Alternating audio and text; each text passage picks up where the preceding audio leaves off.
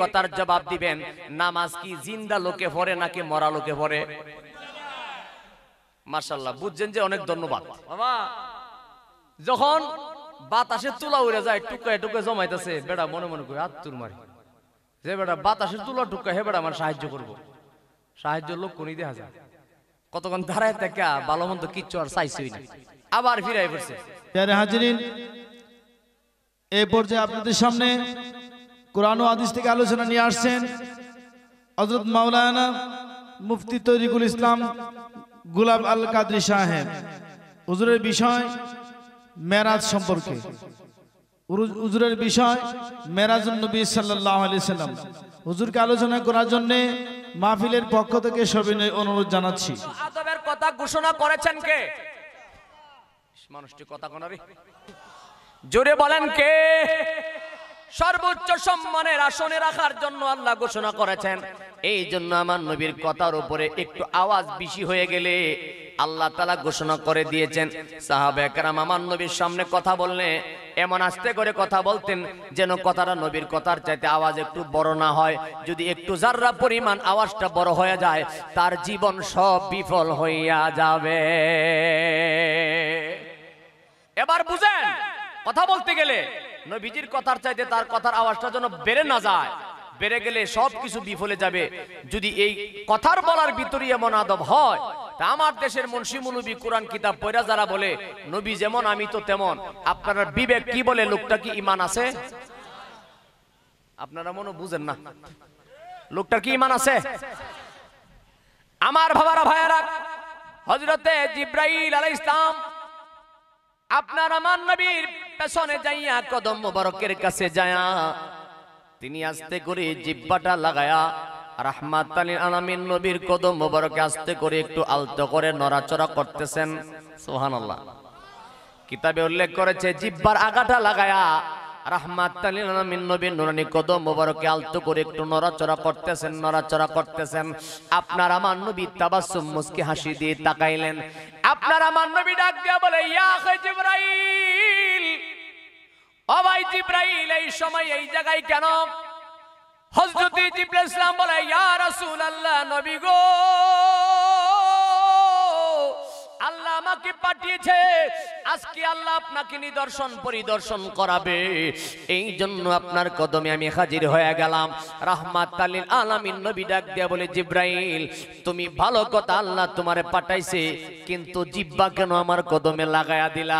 জিবরাইল বলে, নবী গো, আল্লাহর জগতে এমন কোন মানুষ নাই যার সঙ্গে কোনো ভুল বেয়াদবি হয়ে গেলে তার কাছে ক্ষমা চাইলে ক্ষমা পাওয়া যায় না, কিন্তু আপনি তো রাহমাতাল লিল আলামিন, আপনার সঙ্গে বেয়াদবি করলে খোদার জগতে ক্ষমা পাইবার জায়গা নাই। আমি চিন্তা করে দেখলাম কোন কাজটা করলে রাহমাতাল লিল আলামিন নবীর সঙ্গে সবচাইতে মর্যাদা সম্মানের অধিকারী হবে। আমি চিন্তা করে দেখেছি আমার জিহ্বাটা আপনার কদমের সবচেয়ে বেশি শোভা পায়, এই জন্য জিহ্বার আগা দিয়ে আপনাকে আমি সজাগ করার চেষ্টা করেছি। একবার জবান খুলে বলা যাবে কি সুবহানাল্লাহ? আমার নবী তুই কথা কইতে পারতো, জিবরাইল তুমি কামটা করলা কি?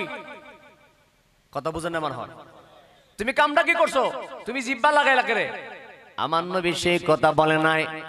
তাবাসসুম মানে মুস্কি হাসি, আমার নবী একটা মুস্কি হাসি দিছে, এটার দ্বারা প্রমাণ হয়ে গেছে আল্লাহ পাকের রহমতের ফেরেশতা জিবরাইল সালাম যদি আপনার আমার নবীর কদম মোবারকে জিহ্বা লাগাইতে পারে, তাহলে বিবেক থেকে বলেন আমরা ওলি আল্লাহর কদমে, আব্বা আমার কদমে চুমা দিতে পারবো কি পারবো না?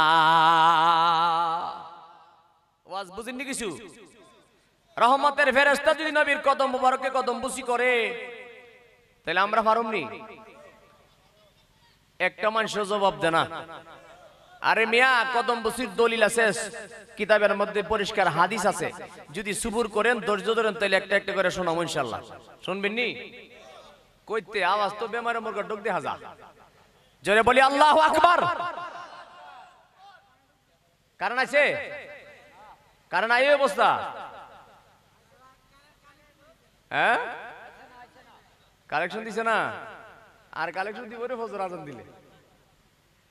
সুবহানাল্লাহ ওয়ালহামদুলিল্লাহ লা ইলাহা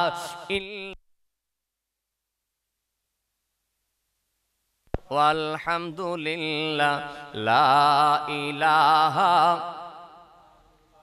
একটু জোরে পড়েন না, গুণ হইতো না তো। জোরে বলেন সুবহানাল্লাহ ওয়ালহামদুলিল্লাহ লা ইলাহা লা ইলাহা ইল্লাল্লাহু মুহাম্মাদুর রাসূলুল্লাহ সাল্লাল্লাহু আলাইহি ওয়াসাল্লাম। বাবারা ভাইয়ারা আমার, আল্লাহর হাবিব সরকারে দু জাহান নবী মুস্তাফা বলে, জিবরাইল আল্লাহ কেন পাঠাইছে আমি জানতে চাই। হযরত জিবরাইল ইসলাম বলে, ইয়া রাসূলুল্লাহ, নবী গো, আল্লাহ পাঠিয়েছে আপনাকে আল্লাহর নিদর্শন পরিদর্শন করাবে। এমন সময় আপনার আমার নবী জিবরাইল ইসলামের সঙ্গে কি জবাবটা দিছে ভালো করে শুনেন। আপনার আমার নবী ডাক দিয়া বলে, জিবরাইল রে, আল্লাহ আমাকে আল্লাহর দরবারে দাওয়াত করে নিবে, আল্লাহর দিদারে নিবে। জিবরাইল, আমি খুশি হয়েছি, তবে তোমার কাছে একটা শর্ত। কই কিসের শর্ত? কই তুমি আমার মালিকের কাছে বলো আমি আল্লাহর দরবারে যাব, আল্লাহ আমাকে আল্লাহর দরবারে নিবেন। কিন্তু জিবরাইল রে, দুনিয়ার জমিনে আমার হাজার হাজার লক্ষ লক্ষ উম্মত আছে, হাজার হাজার লক্ষ লক্ষ উম্মত আছে।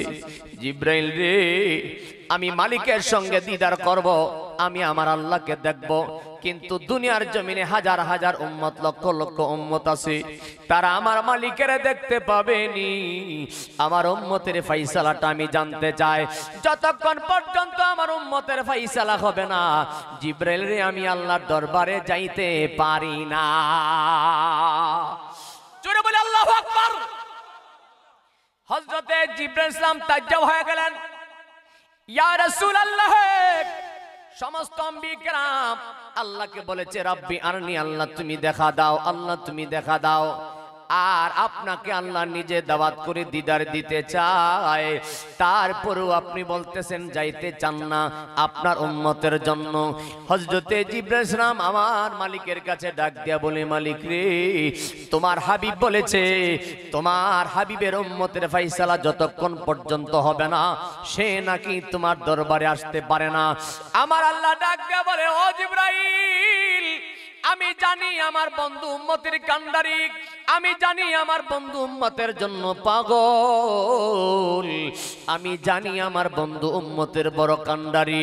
আরে জিবরাইল, যা যা যা, আমার বন্ধুর কাছে জানায়া দে, আমার বন্ধুর কাছে জিজ্ঞাসা না করে একটা উম্মত আমি জাহান্নামের পরিচয় দেব না। শক্তি থাকলে আমার দাবি আছে, জোরে বলেন না সুবহানাল্লাহ। হযরত জিবরাইল ইসলাম ডাক দিয়া বলে, ইয়া রাসূলুল্লাহ, আল্লাহ বলেছে আপনার অনুমতি ছাড়া কাউকে জান্নাতে যাওয়ার অনুমতি হবে না। আপনি খুশি হইয়া ইউশাফা তু শাফা, আপনি যাকে খুশি যত মনে চাই তত লইয়া জান্নাতে যাবেন। আপনার উপর আল্লাহ তাআলা শাফায়াতের বার দিয়া দিছে। একবার জবান খুলে বলবেন কি সুবহানাল্লাহ। এ মুসলমান, আপনার আমার নবী খুশি হয়ে গেলেন, আল্লাহর দিদারে যাবেন, মনস্থ করলেন আল্লাহর দিদারে যাবেন, তিনি তৈরি হয়ে যাবেন। এমন সময় হযরতে জিবরাইল আলাইহিস সালাম, আমার দিকে তাকান, হযরতে জিবরাইল আলাইহিস সালাম একটা জামা আপনার আমার নবীর হাত মুবারকে দিয়া বলেন, হুজুর, এটা আল্লাহর পক্ষ থেকে পাঠাইছে। সুবহানাল্লাহ। আমার দেশের মুন্সি মুলবি যারা রাসূলের শান আজমতে তাদের লোকে উদাহরণ বুঝাইতে চায়, নবী খাইছে, বইছে, ঘুমাইছে, সংসার করছে, আমি যেমন নবী তেমন। আপনারা তারে জিগায়েন, আল্লাহর পক্ষ থেকে তার বাড়িতে কোনোদিন জামা টামা ফাটাইছিনি? আওয়াজ বুঝা ফাটাইছে? ফাটাইছিনি? তো এই কথাটা জবাব দিলেন না করে? ও একবার 3 সেলেনের বুঝ ঘুমাই গেছে। দেখা দিন লোকেরটা, আপনার লোকে বলেনিও আসসালামু আলাইকুম। মাশাআল্লাহ, জোরে বলেন না মারহাবা, একটু খুশি মনে বলেন না মারহাবা। বুঝাইতে চাইলাম জান্নাতি জামা দিছে। আপনার আমার নবী ডাক দেয়া বলে, জিবরাইল,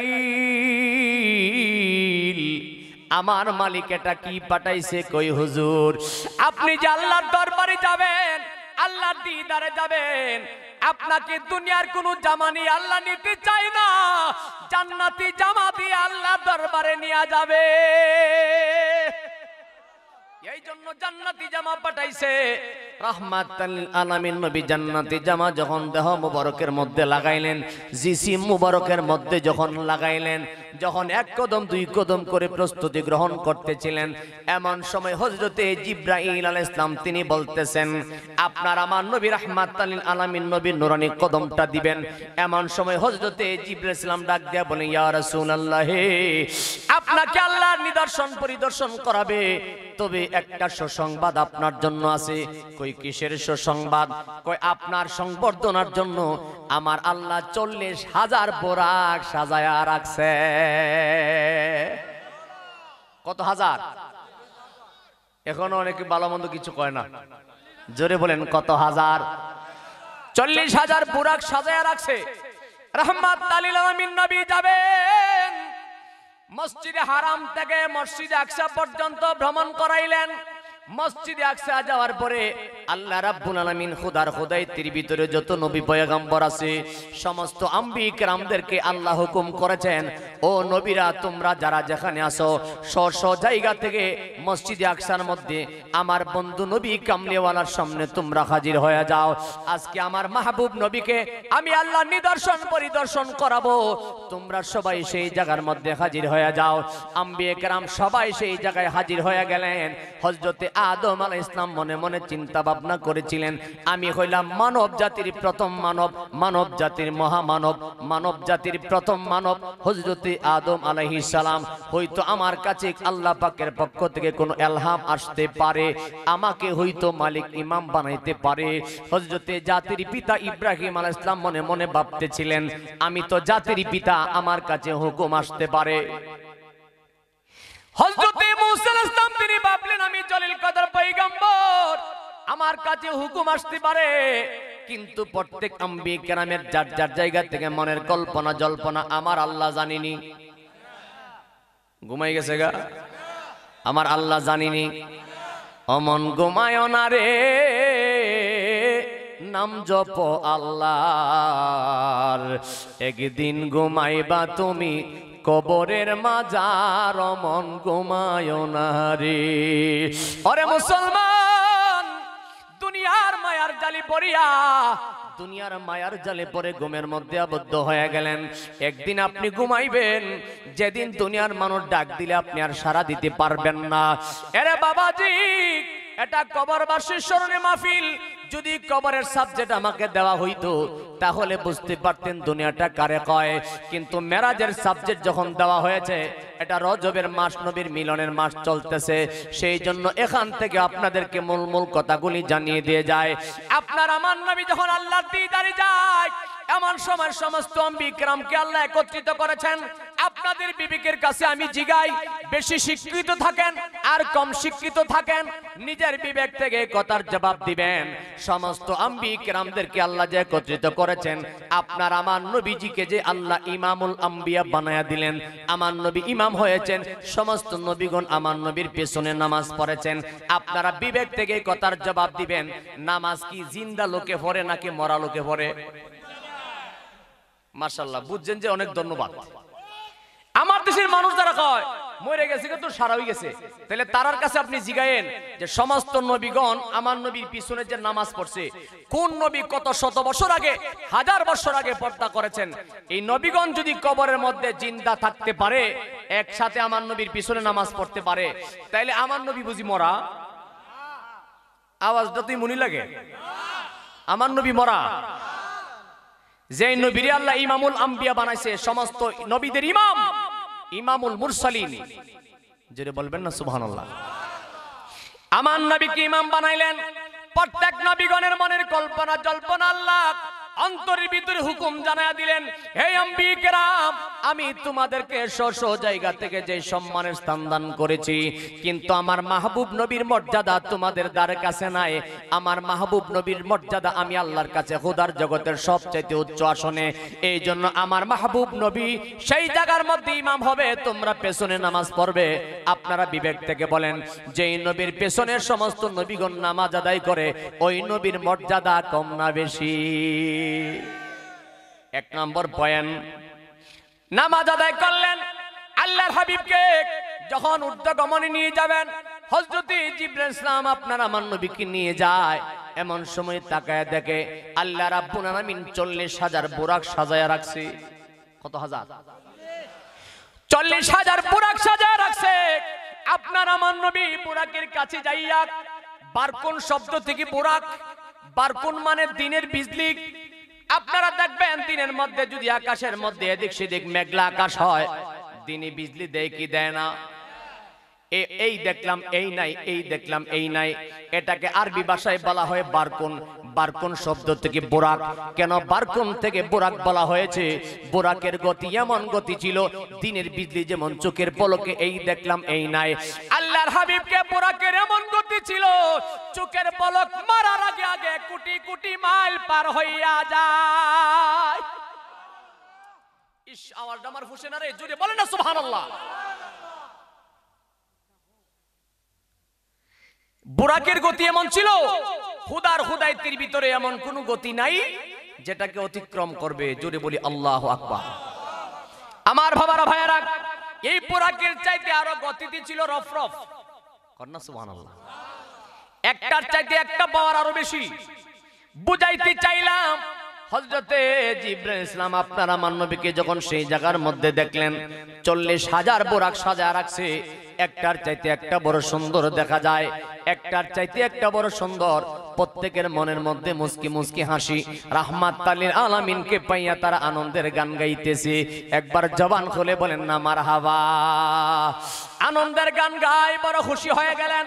হঠাৎ করে আপনার আমার নবী রাহমাতাল লিল আলামিন হঠাৎ করে কানের মধ্যে একটু কান্নার গুনগুন শব্দ শোনা যায়। কান্নার শব্দ শোনার সাথে সাথে হযরতে জিবরাইল ইসলামকে ডাক দিয়া বলি, জিবরাইল রে, এই বুরাকের ভিতরে সবার মনে আনন্দ, কিন্তু কান্নার শব্দ কোথা থেকে পাওয়া যায়? কোথা থেকে জানি কান্নার শব্দ শোনা যায়। একটু সামনে যায় দেখে ওই 40,000 বুরাকের ভিতরে কোণারের মধ্যে একটা বুরাক মাথাটা নিচের দিকে দিয়া গুনগুন গুনগুন করে কান্দে। আপনার আমার নবী কোন বুরাকের মধ্যে কদম দেয় না, এক কদম দুই কদম করে যাইতে যাইতে ওই বুরাকের কাছে হাজির হয়ে গেলেন। বুরাকের কাছে যাইয়া আপনার আমার নবী মাথার মধ্যে হাত বোলায়া ডাক দিয়া বলে, বুরাক রে, আমি নবীকে আল্লাহর দিদারে নিবেন, সবার মনে খুশি, সবার মনে আনন্দ, কিন্তু বুরাক তুমি কেন কান্দো? বুরাক ডাক দিয়া বলে, ইয়া রাসূলুল্লাহ, নবী গো, জোরে বলে আল্লাহু আকবার। ইয়া রাসূলুল্লাহ, আমি কেন কান্দি? হুজুর, 40,000 বুরাক, একটার চাইতে একটা বড় সুন্দর। একটা বুরাক একটা বুরাকের চাইতে মোটা তাজা সুন্দর দেখা যায়, কিন্তু রাহমাতাল লিল আলামিন নবী তো সুন্দর বুরাকের উপর কদম দিয়ে আল্লাহ পাকের দিদারে যাবেন। হুজুর, আমি কান্দি, আমি যদিও জীর্ণ শীর্ণ, আমার দেহের মধ্যে শক্তি দেখা যায় না, মোটা তাজা দেখা যায় না। হুজুর গো, আমি আপনাকে আমার জীবনের চাইতে বেশি ভালোবাসি। ও নবী, সবাইকে মদিনায় নিলা, সবাইকে মদিনায় নিলা, আমায় নিলা না, বলুন সবাইকে আমায় নিলা না, মদিনা মোর আসলে ঠিকানা, বলো মদিনা মোর।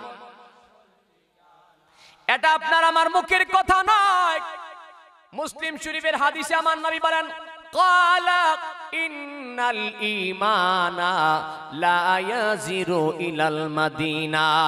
আমার নবী বলেন, ইমানদারের বাড়ি হইতে পারে আশুরাইলের জমিনে, ইমানদারের বাড়ি হইতে পারে নাসিনগরের জমিনে, ইমানদারের বাড়ি হইতে পারে পৃথিবীর যে কোনো জায়গায়।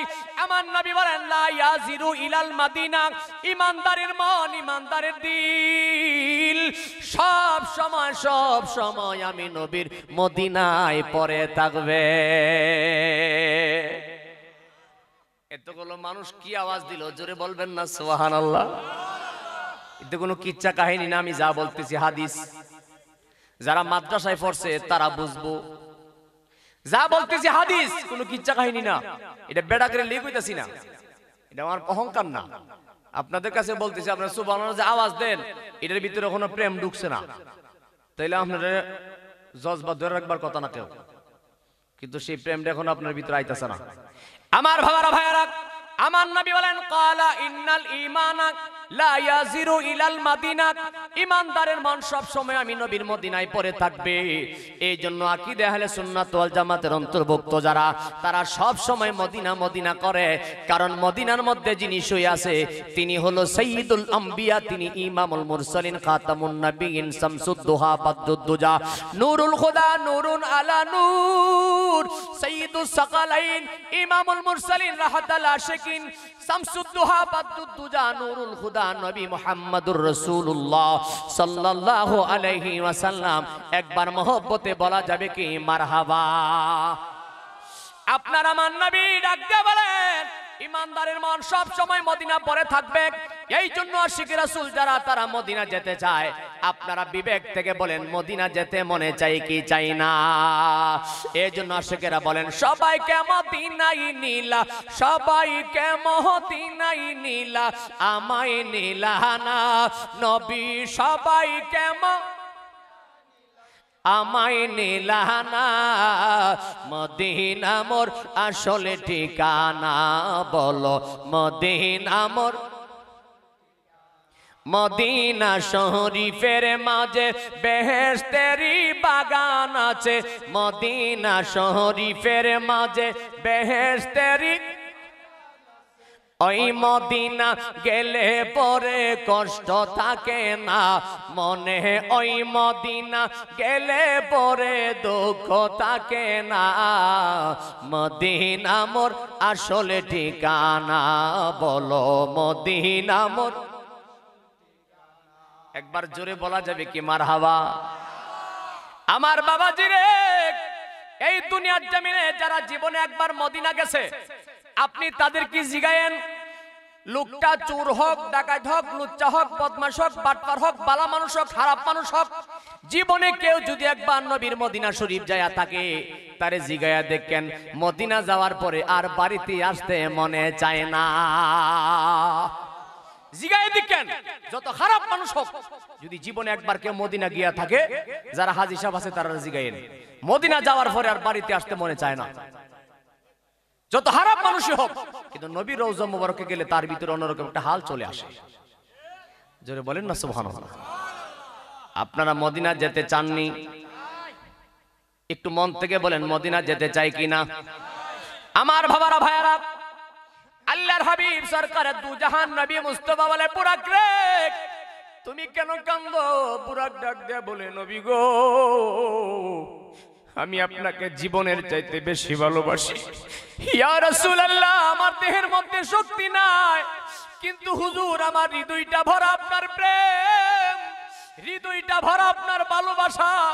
হুজুর আপনি যদি মেহেরবানি করেন আমার উপরে কদম দিতেন, আমি বুরাকের জীবন ধন্য হইয়া যাইত। একটু জোরে বলবেন না সুবহানাল্লাহ।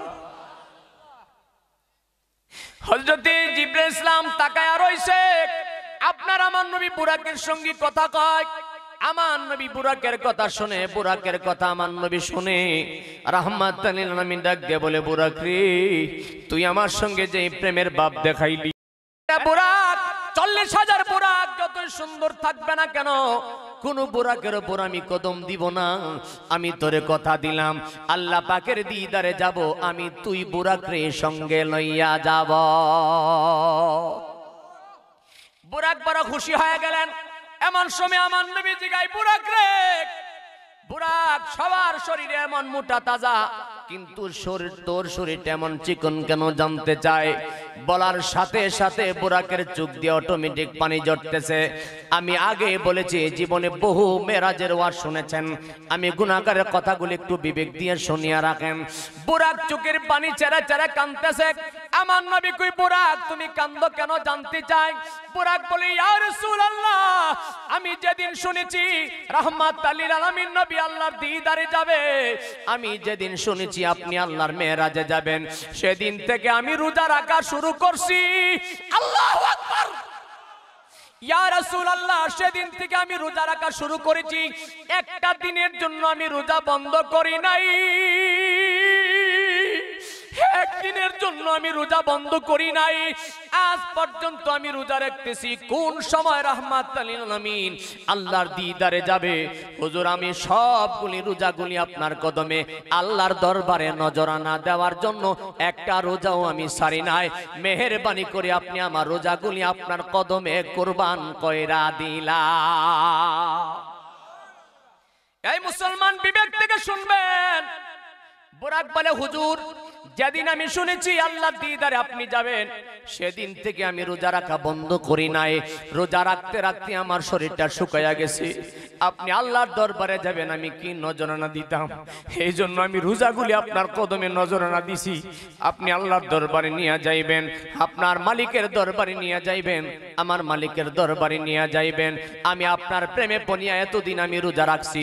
আমি আপনাদের বিবেকের কাছে জানতে চাই, আসরাইলের মুসলমান, আশেপাশের গ্রামের মুসলমান, আরে বুরাক যদি আমার নবীর প্রেমে পইরা এমন ভাবে রোজা রাখতে পারে, তাহলে আমাদের উপর যে রোজা আল্লাহ ফরজ করে দিয়েছেন, মাত্র 1 মাস পরে তো রোজা আসতেছে। আপনারা বিবেক থেকে বলেন, সেই রোজা রাখা দরকার আছে না নাই? ওয়াজ তো খালি শুনলেই চলবে না, কিছু জিনিস মেমোরিতে ঢুকায় রাখতে দিয়েন। আপনার আমার নবী কয়, বুরাক রে, আমি নবীর প্রেমে পয়রা তুই রোজা রাখছো, হায় আমার কাছে আয়। কিতাবে দেখলাম রাহমাতুল লিল আলামিন নবী যখন বুরাকের মধ্যে আবার হাতটা লাগাইছি। এই মুসলমান বিবেক থেকে শুনবেন, রাহমাতুল লিল আলামিন নবী যখন আবার বুরাকের মধ্যে হাতটা লাগাইছে, লাগানোর সাথে সাথে বুরাকটা ওই 40,000 বুরাকের চাইতে আরো বেশি মোটা, তাজা, সুন্দর হইয়া গেছে। এই আওয়াজে মানি না, জোরে বলেন না সুবহানাল্লাহ। এটা কি সাধারণ কথা পাইছেন? আমার নবী রাহমাতুল লিল আলামিন নুরানি হাত মোবারক দিছে, ওই বুরাক 40,000 বুরাকের চাইতে বেশি মোটা, বেশি সুন্দর হয়ে গেছে। যেই নবী হাত লাগাইলে জীর্ণ শীর্ণ বুরাক মোটা তাজা হয়, যেই নবীর আঙ্গুল মুবারক দিয়া পানির নহর বাহির হয়, যেই নবীর আঙ্গুল মুবারকের ইশারায় চন্দ্র ডুবিয়া যায়, ডুবে যাওয়া চন্দ্র উপরে আসে, যেই নবীর ইশারায় পাথর কথা বলে, যেই নবীর ইশারায় পাথর তোলার মতো নরম হয়ে যায়। আমার দেশের মানুষ যারা নবীর সঙ্গে তুলনা করে, আপনারা তারে জিগায়েন, তা কোনোদিন পাথরে কদম দিলে পাথর তোলার মতো নরম হইছিনি? মনোযোগ নাই মাহফিলে, মন বিরানিত গেছে গা, মন বিরানিত গেছে গো। একটু পরীক্ষা করি, নারে তাকবীর। অনেক মানুষ আয়া রয়েছে, ভালো মন্দ বুঝতে না। নারে তাকবীর, নারে রিসালাত। ওয়াজটা তো একটা পর্যায়ে এখনো গেছে না, একটু সামনে যামুনি না? দোয়া করে দিতাম। আপনারা যদি বেমজা লাগে আমি দোয়া করে দিব, আর যদি মনে চায় একটু সামনে বাড়ামু, রাজি নি? হ্যাঁ, একটু যারা দিয়া কোন তো ইয়া রাসূলুল্লাহ। 75% হইছে। আপনার আমার যে শক্তি আছে, মালিক কেডা? অনেকে স্বীকার করে না। আপনার আমার যে শক্তি আছে, মালিক কে? আল্লাহর শক্তি আল্লাহর কাছে ব্যবহার করবেন, ফিল্মি করেন করে। জোরে বলেন না মারহাবা। নারে তাকবীর, নারে রিসালাত, নারে গাউসিয়া, পবিত্র মেরাজুন নবী। বাবারা, ভাইয়ারা আমার, আপনার আমার নবী আল্লাহর দিদারে যাবেন, ওই বুরাকের মধ্যে হাত লাগাইছে, বুরা মোটা তাজা, ওই বুরাকটা মোটা তাজা হয়ে গেছে। এই কথা এই জায়গার মধ্যে রাখলাম। এখন আসুন, অনেক কথা লম্বা চড়া হয়ে যাবে, মূল কথাগুলি জানায়া দেয় যেন আপনাদের আজীবন এই কথাগুলি মনে থাকে।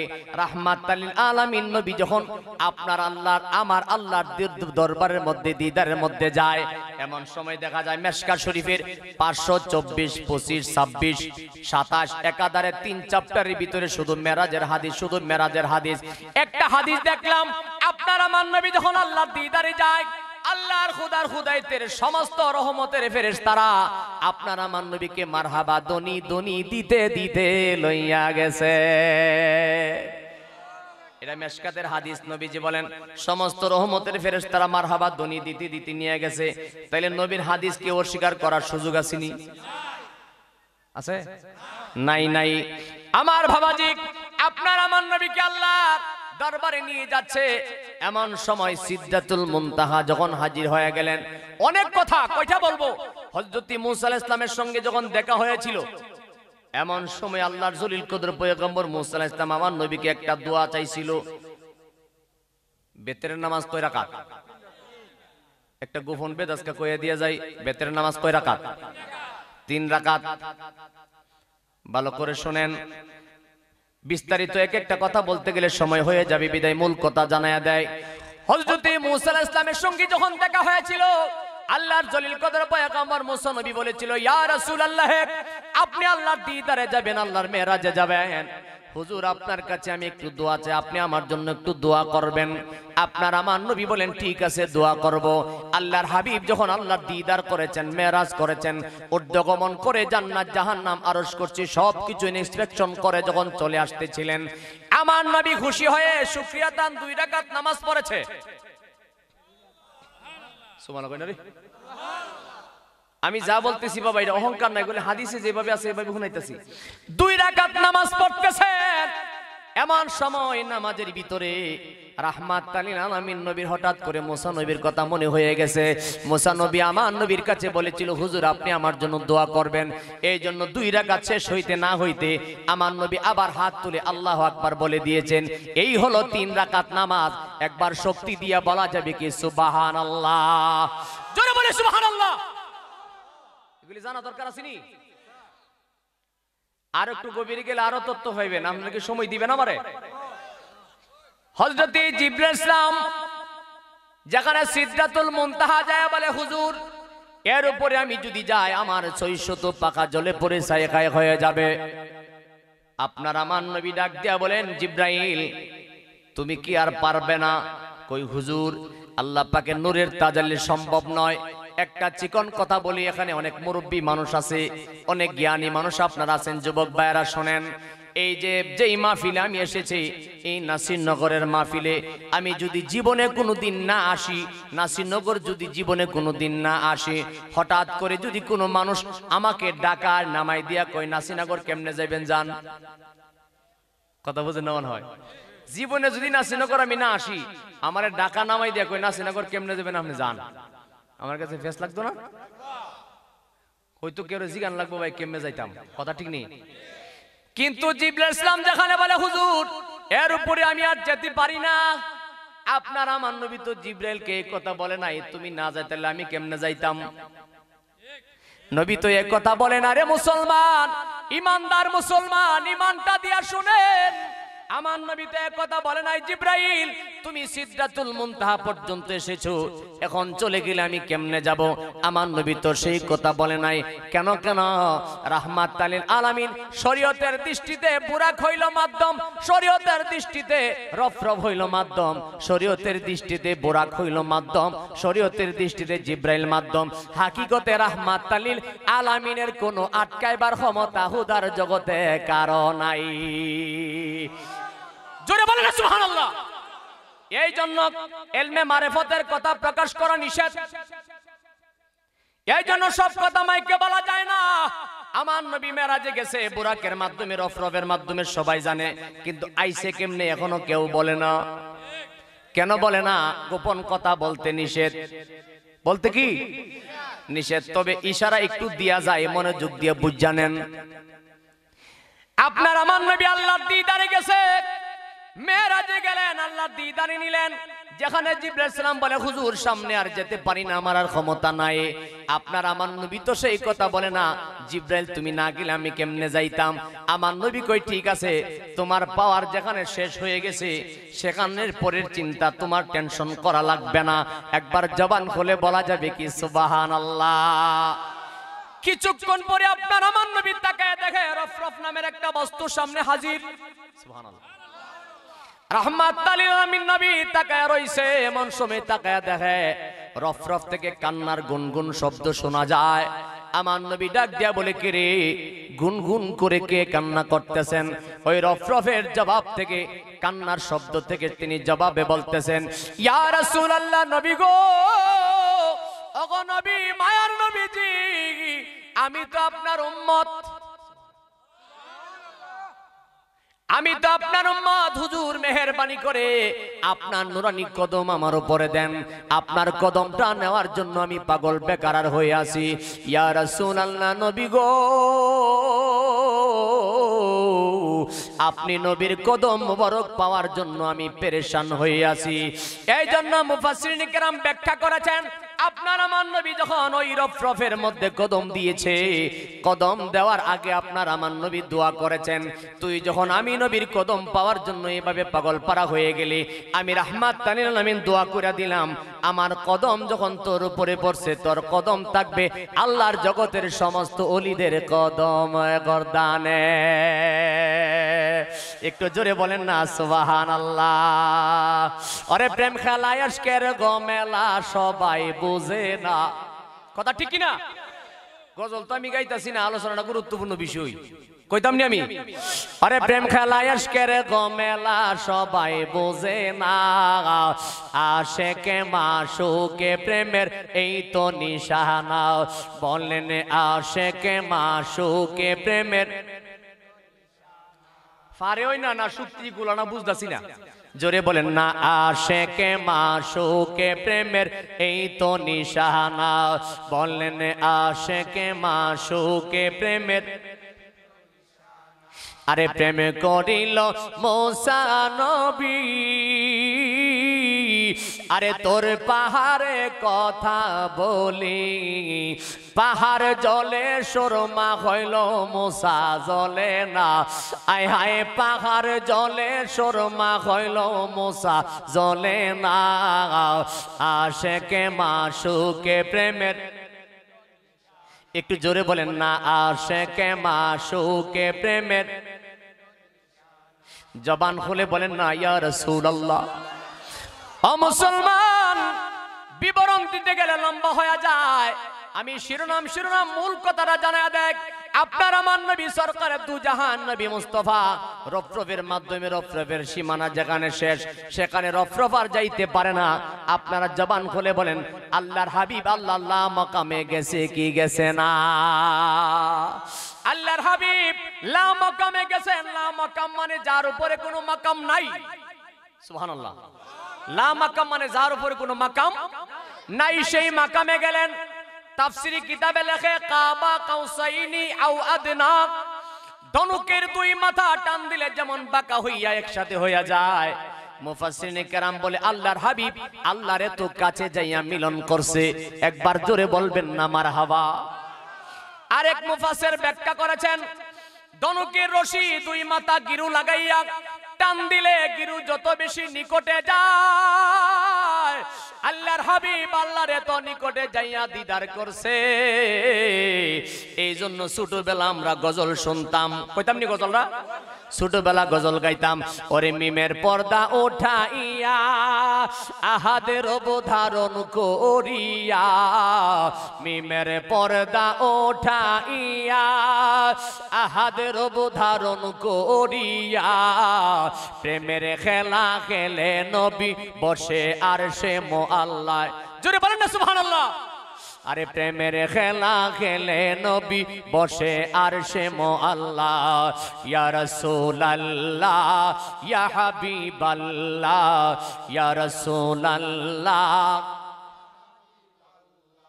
ছোট সময় গজলগুলি শুনতাম, ঠিক নি বাবা? অন্ত আধুনিক গজল বাইরে পুরান গজলি মাসি বুলে লাইছে, কিন্তু আগের গজলের মধ্যে প্রেম বেশি। এখনের গজলে যে প্রেম নাই তা না, কিন্তু আগের গজলের মধ্যে আপনি দেখেন পরীক্ষা করে, আগের গজলের ভিতরে দরদ বেশি, প্রেম বেশি। রাগ করছেন কথাটা? যেমন ছোটবেলা গজল শুনতাম, ওকে এলো মদিনায় রে রাসূল নামে, কথা ঠিক কিনা? আকাশেরই চন্দ্র যেমন জমিনে উদয় রে রাসূল নামে, ওকে এলো মদিনায় রাসূল নামে। ওরে সেই ফুল যদি না ফুটিত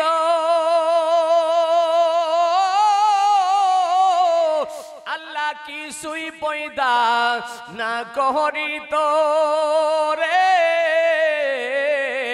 কথা ঠিক কিনা?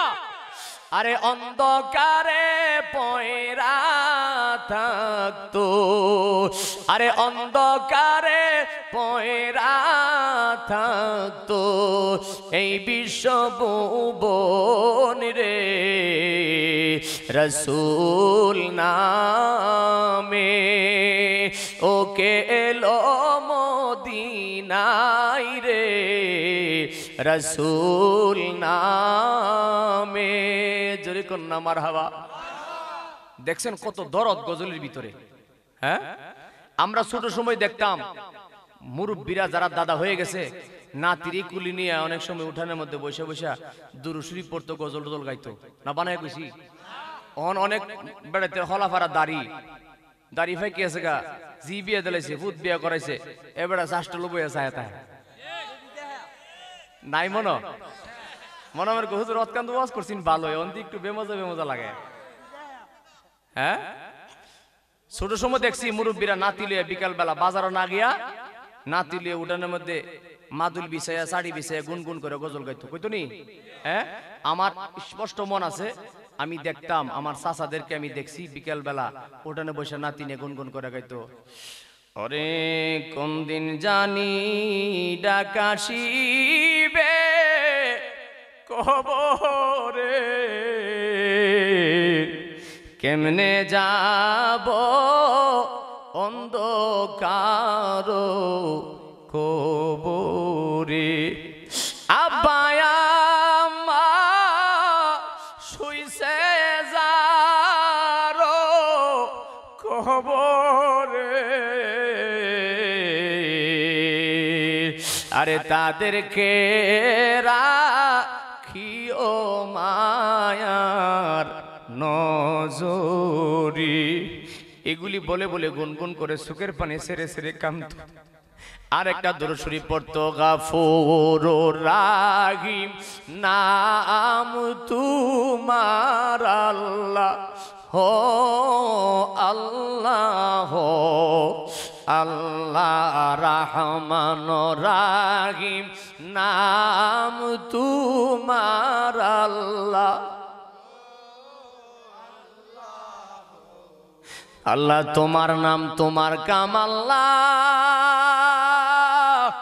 আল্লাহ তোমার মেহেরবানি,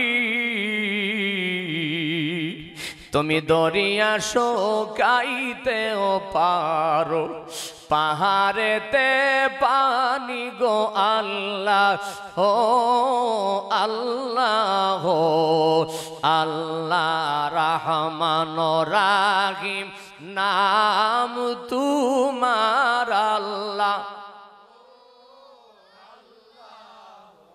জোরে বলেন না মারহাবা। বাবা সত্যনি কথাটা আমি নিজে কানে শুনছি, মুরব্বীরা বিকাল বেলায় ভাবে নাতি লিয়ে কোলে বইবে গুনগুন করে গান এইগুলি কইতো আর চোখের পানি ছেড়া কানতো। এখন আমরা দুনিয়ামুখী হয়ে গেছি, আমাদের দাড়ি সাদা হয়ে গেছে, এরপরও এখন নামাজের শাড়িত মন বসে না, মন জায়গা চাষ্টল। আল্লাহ তুমি আমরা হেদায়েত করো, আমিন কোন। এই ফুতেল আওয়াজে কামাইব, মন থেকে বলেন আমিন। আমার বাবারা ভাইয়ারা, আল্লাহর হাবিব সরকার দু জাহান নবী মুস্তাফা আল্লাহর দিদারে গেলেন। খুব সংক্ষেপে মূল কথাটা জানায় দেয়, আপনার আমার নবীকে আল্লাহ তাআলা সব কিছু দেখাইলেন। হঠাৎ করে আপনার আমার নবী জিব্রাইলকে ডাক দিয়ে বলে, জিব্রাইল রে, আরে জিব্রাইল, আমার আল্লাহ আমার উম্মতের জন্য জান্নাত বানায়া রাখছে। জিব্রাইল রে, আমার উম্মতের জন্য আমার আল্লাহ কেমন জান্নাত বানাইছে, আমি জান্নাতটা একটু দেখতে মনে চাই। একবার জবান খুলে বলেন না মারহাবা। হযরত জিবরাইল সালাম বলে, ইয়া রাসূলুল্লাহ, নবী গো, আল্লাহর জান্নাত আপনার দেখতে মনে চায়, আসুন আপনাকে আল্লাহর জান্নাত দেখাইবো। একটু ভালো করে মনোযোগ দিয়ে আমার কথাটা খেয়াল করেন। কেউ ছেড়ে দিতাম সব দিকে দিকে চাই রইছে, ঘটনা কি? বিরিয়ানি আই পড়ছে তাইলে ঘটনা কি? আর 10 মিনিট টাইম দেন আমারে। কয় মিনিট? 10 মিনিট টাইম দেন, আমি আমার মূল কথাটা একটু বুঝাইয়া দেই। আমার বাবারা ভাইয়ারা, হযরতে জিবরাইল আলাইহিস সালাম আপনার আমার নবীকে নিয়ে যখন আল্লাহর দিদার দেখাইলেন, হযরতে জিবরাইল আলাইহিস সালাম যখন জান্নাত দেখাইতে নিয়ে যায়, এমন সময় আপনার আমার নবী জান্নাতে একটা জান্নাতের নিকটবর্তী কাছাকাছি হয়ে গেলেন। হঠাৎ করে এমন সময় তাকায়া দেখে আপনার আমার নবী নজর করে দেখলেন কে জানি একজন ব্যক্তি জান্নাতের মধ্যে হাঁটাহাঁটি করতেছে। আর ওয়াজে মন কামিত না, ভিতর বাইরাম বাইরাম করতেছে। হুজুর সারা দিন ফুটলালি বাইজিগা, একটু জোরে বলেন না আল্লাহু আকবার। আমি আর 10টা মিনিট সময় চাইছি। কয় মিনিট? 10 মিনিট সময় দিতে আপনাদের বেমজা লাগতেছে। একটু খেয়াল করেন না, আপনার আমার নবী তাকায়া দেখে একটা জান্নাতের কাছাকাছি যাওয়ার পরে তাকায়া দেখে একটা জান্নাতের এই জায়গার মধ্যে একজন ব্যক্তি হাঁটাহাঁটি করে। আপনার আমার নবী ডাক দিয়া বলে, জিবরাইল রে, জিবরাইল, এ কে রে জান্নাতের ভিতরে এইভাবে হাঁটতেছে? হযরতে জিবরাইল সালাম বলে, ইয়া রাসূলুল্লাহ, নবী গো, যিনি জান্নাতের মধ্যে হাঁটতেছে দেখতেছেন, তিনি দুনিয়ার সাধারণ মানুষ নয়, তিনি আল্লাহর একজন পয়গম্বর। সুবহানাল্লাহ। তিনি আল্লাহর একজন পয়গম্বর। এমন সময় আপনার আমার নবী ডাক দিয়া বলে, ও জিবরাইল, তিনি কোন নবী, তিনি কোন পয়গম্বর সেখানে হাঁটাহাঁটি করে? জিবরাইল সালাম বলে, হুজুর, তার নাম হযরত ইদ্রিস আলাইহিস সালাম।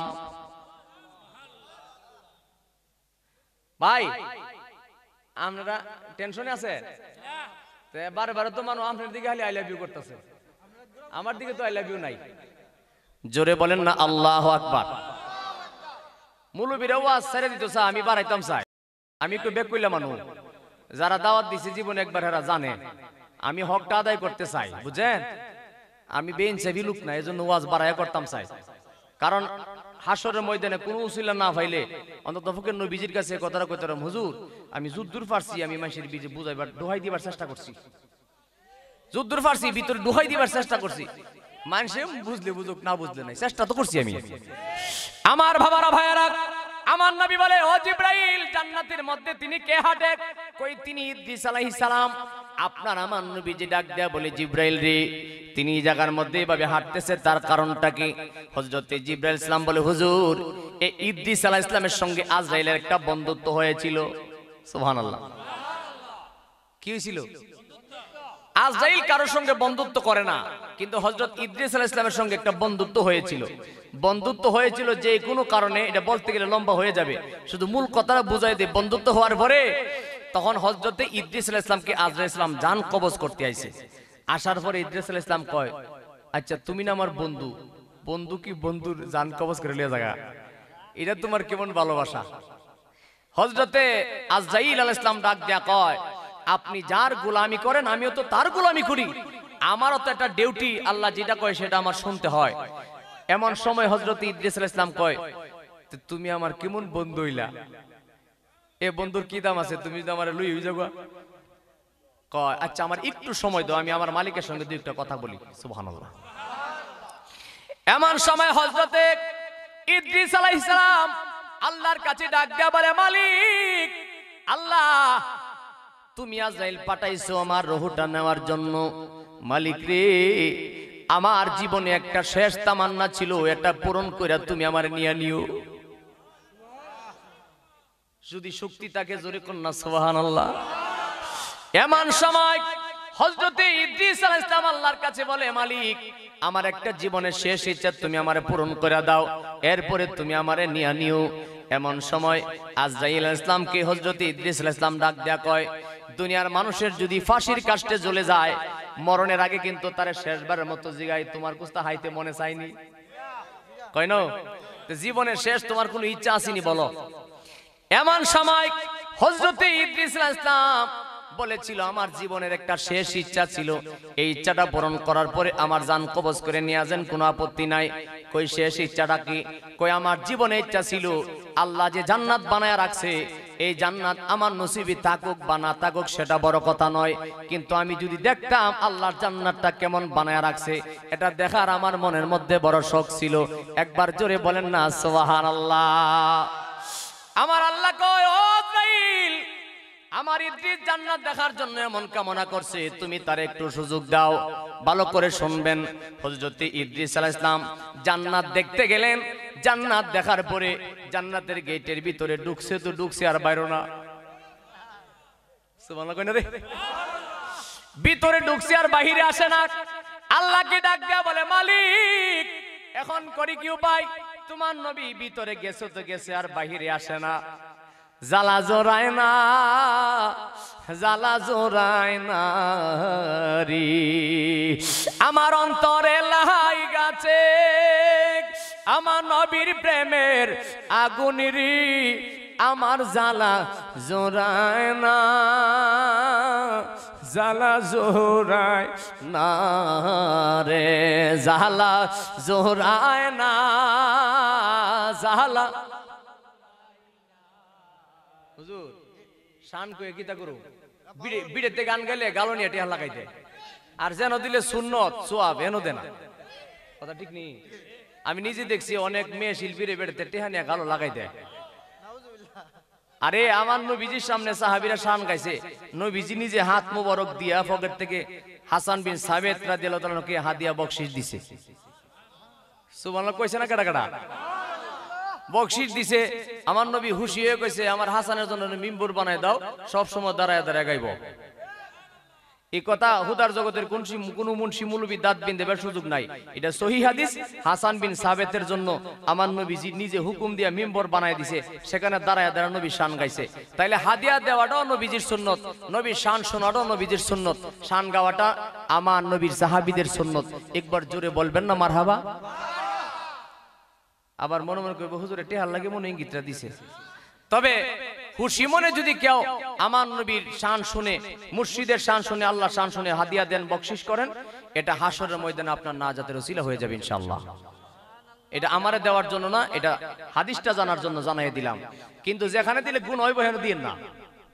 কথা কয় না? হেন তো বিড়ির দিকে চাইলে তো আমরা গুণ হইতেছে। বর্তমানে যে গান, আগের গান ওখানের গান অনেক বেশ কম। বলে কে রে? আগের দিকে গান যেমন আব্দুল আলিমে গান গাইছে, পরের জাগা পরের জমি গড়ে ভানায়া আমি রয়ে, আমি তো সে গড়ের মালিক নয়। কথা ঠিক না? পরের জাগা পরের জমি গড়ে ভানায়া আমি রয়ে, আমি তো সে গড়ের মালিক নয়। আমি খাজনা পাতি সবই দিলাম, তবু জমি আমার হই গনিলাম। আমি পাই না জমিদারের দেখা, আমি পাই না জমিদারের দেখা, মনের দুঃখ কারে কই, আমি তো সে গড়ের মালিক নয়। পরের জাগা পরের জমি গড়ে ভানায়া আমি রয়ে, আমি তো সে গড়ের মালিক। আমি হাজেনা পাতি সবই দিলাম, তবু জমি আমার হই গনিলাম। সেই দেশে খানা যার জমিদারি, আমি পাই না তাহার হুকুম জারি।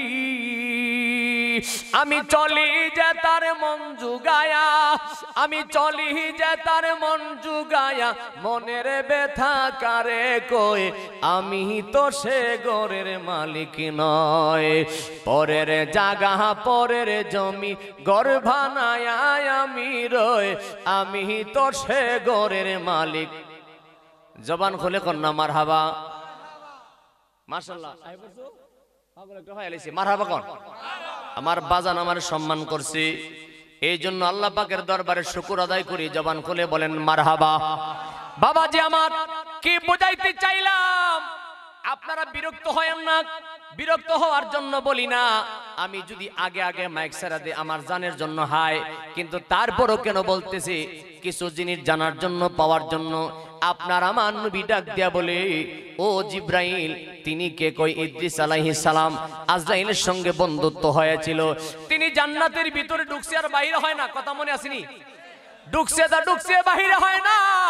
বাহির না হওয়ার কারণে এমন সময় হযরত ইদ্রিস আলাইহিস সালাম আল্লাহর কাছে জান্নাতের ভিতরে যাইয়া সেজদার মধ্যে পড়িয়া আল্লাহকে ডাক দেয়া বলে, মালিক রে, এমন সুন্দর জান্নাত তুমি বানায় রাখছো, এমন নাজ নিয়ামত তুমি বানায় রাখছো, দেখা আমার কলিজাটা ঠান্ডা হয়ে গেছে। আল্লাহ তোমার কাছে আমি চাইলাম, মেহেরবানি করে তুমি আমারে মাফ করে দাও। ডুকিয়া যখন গেছি আর বাড়িতাম না। যদি কন্যা সুবহানাল্লাহ, ডুকি যখন গেছি আর সবাই কথা কোনো। এই ইদ্রিস আলাইহিস সালাম জান্নাতের ভিতরে ঢুকছে আর বাহিরে আসে নাই। আমার নবীজি জিব্রাইলের কথা শুনে মুস্কি মুস্কি হাসে। কন্যা সুবহানাল্লাহ।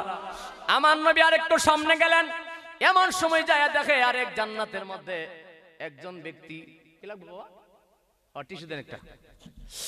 এমন সময় আমার নবী তাকায় দেখে জান্নাতের ভিতরে কে জেনে হাঁটাহাঁটি করে, পায়ের শব্দ শোনা যায়। জোরে বলেন না মারহাবা, একটু জোরে বলেন না মারহাবা। পায়ের শব্দ শোনা যায়। আমার নবী জিবরাইল সালামকে ডাক দিয়া বলে, জিবরাইল, জান্নাতে এই জান্নাতটার মধ্যে কে জানে হাঁটতেছে, পায়ের শব্দ শোনা যায়। আমার নবীর কাছে জিবরাইল বলে, ইয়া রাসূলুল্লাহ, নবী গো, যিনি জান্নাতের ভিতরে হাঁটার শব্দ শোনা যায়, তিনি এখনো দুনিয়ার জমিনে আসে নাই, এখনো দুনিয়াতে রইছে। তিনি এখনো জান্নাতে আসে নাই, দুনিয়ার জমিনে রইছে। আমার নবী কয়, এখনো দুনিয়ার জমিনে জান্নাতে আসে নাই, কিন্তু তার পায়ের শব্দ কেন জান্নাতের মধ্যে শোনা যায়, তিনি কে? এমন সময় জিবরাইল বলে, ও মায়ার নবী, দয়ার নবী গো, তিনি দুনিয়ার অন্য কেউ নয়, তিনি আপনার একজন আশেক প্রেমিক, যিনি হইলেন হযরতে বেলাল রাদিয়াল্লাহু তাআলা আনহু। জবান খুলে বলেন না মারহাবা। তিনি হলো আপনার বেলাল, যেই বেলাল দুনিয়াতে হাঁটতেছে, জান্নাতের মধ্যে পায়ের শব্দ শোনা যায়। সুবহানাল্লাহ কই না রে? আমার নবী কই, ও জিবরাইল, আমার বেলালের পায়ের শব্দ জান্নাতে শোনা যায়। আমার নবী বড় খুশি হয়ে গেলেন। বিবরণটা যদি দিতে চাই অনেক লম্বা হয়ে যাবে। ও মুসলমান, আপনাদের কাছে আমি এক ছোট্ট করে একটা প্রশ্ন রাখি, জবাব দিবেন। আপনারা এখানে এমন কেউ আছেন, কেউ জাহান্নামে যাইবেন? জাহান্নামে যেতে করে মনে চায়? হ্যাঁ, জান্নাতে যাইতে মনে চায়নি? এটাও উত্তর দিছে না। জান্নাতও মন চায় না, জান্নাতে যেতে মনে চায়নি, তো এটাও ঘুষ দিয়ে কোন লাগবো আমার? জোরে বলেন, জান্নাতে যেতে চাই কি চাই না? জান্নাতে যাইতে গেলে বেশি বেশি সুদ খাইবেন। হ্যাঁ, জান্নাতে যাইতে গেলে ঘুষ খাইবেন। জান্নাতে যাইতে গেলে ফরের জায়গা জোর করে দখল করে রাখবেন। জান্নাতে যাইতে গেলে পুরান জুতো তো নতুন ডিভাইস নিবেন গা। হ্যাঁ, জান্নাতে যাইতে গেলে আরেকবারে সারে পানি ভাড়াতে ছেড়ে দিবেন। হ্যাঁ, জান্নাতে যাইতে গেলে দোকান বাকি 1.5 মাস খায়া 3 মাস পরে কইবেন তো টিও হিবাস না। জান্নাতে যাইতে গেলে আপনি হারয়া কইবেন একটা, বয়া কইবেন আরেকটা। হ্যাঁ, আমার ওয়াজ জবর বেমজা যারা সিটে দাওয়াত দেয় না। আমি আপনাদের কাছে বলি, বাবা, জান্নাতে যদি যাইতে মনে চায়, তাহলে আল্লাহ বলছেন হাররামা আলাল রিবা, সুদ খাওয়া হারাম। যেখানে আল্লাহ হারাম কইছে, এর চেয়ে বড় দলিল আর দরকার লাগে?